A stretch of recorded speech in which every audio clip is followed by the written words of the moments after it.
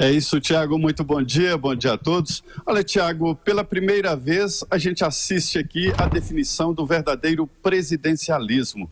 O presidente eleito Jair Bolsonaro reúne pela primeira vez os ministros indicados até agora, são 10, e vai unificar o discurso do novo governo e dizer claramente que quem manda no governo é ele e é a equipe que forma o Palácio do Planalto.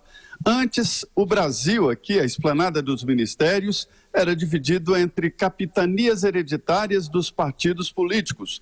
Isso, tudo indica, acabou. Decisões desses ministérios serão geridas exclusivamente pela Presidência da República e a equipe do presidente. Haverá focos de superministérios, como o juiz Sérgio Moro, que vai chefiar não o Ministério da Justiça tradicional, mas um ministério novo que tem um foco central no combate à corrupção e ao crime organizado, mas centrado na segurança pública. Nada daquele ministro que ligava o governo ao judiciário e tentava proteger da Polícia Federal os parlamentares. E do outro lado da esplanada está o ministro Paulo Guedes da Economia, que além de chefiar os ministérios do planejamento, de indústria, comércio e também o mercado exterior, né, o mercado externo, está definindo nomes para as estatais que estão longe do seu ministério. Por exemplo, indicou Petrobras, que é do Ministério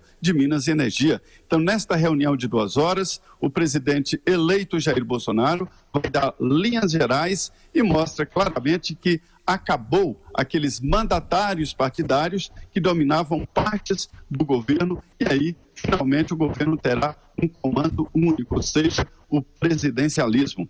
O presidencialismo no Brasil é tão forte que acaba refletindo em vários outros poderes e até na iniciativa privada. É cultura brasileira de que um presidente de uma empresa, mesmo privada, mande muito mais do que presidentes em outros países que têm que ouvir conselhos e têm que tomar decisão conjunta. No Brasil, esse presidencialismo tradicionalmente é muito forte e estava, de certa maneira, escamoteado, né, diante do poder dos partidos que dominaram aqui nacos importantes do governo.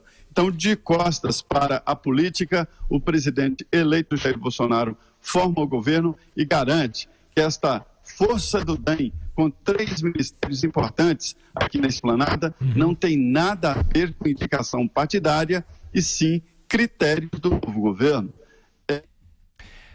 Bom, Zé Maria daqui a pouco complementa as informações, mas a Denise queria comentar. Diga, Denise. Chama atenção essa questão que o Zé Maria colocou em relação à Petrobras, por exemplo, porque embora Bolsonaro esteja à frente do comando geral de governo, e ele tem deixado isso muito claro, ele tem dado autonomia tanto para Paulo Guedes como para o juiz Sérgio Moro, eles tomarem as decisões nas várias áreas para a formação da equipe, inclusive com Paulo Guedes sugerindo em outras áreas também.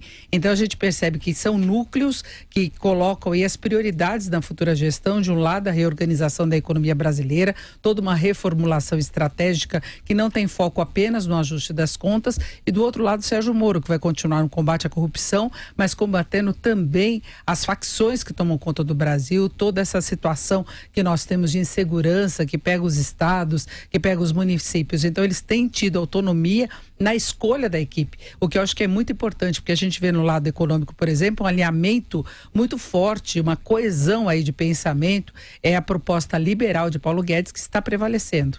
Só lembrar uma questão rápida, é a seguinte, buscar uma comparação histórica, desde 1985, com a Nova República, que era para ser Sarney, passou a ser Tancredo Neves, passou sendo, por razão do falecimento do presidente eleito, sendo José Sarney, sempre a relação foi na base do edando que se recebe. Expressão que se consagrou à época, inclusive por causa de um deputado paulista, Roberto Cardoso Alves, né, usando uma expressão de São Francisco de Assis, mas invertendo a expressão, dizendo que qualquer governo só se sustenta se tiver apoio do parlamento, e o parlamento quem troca um naco do governo tal. Era assim, grosso modo, né, para fazer negócios pouco republicanos, evidentemente.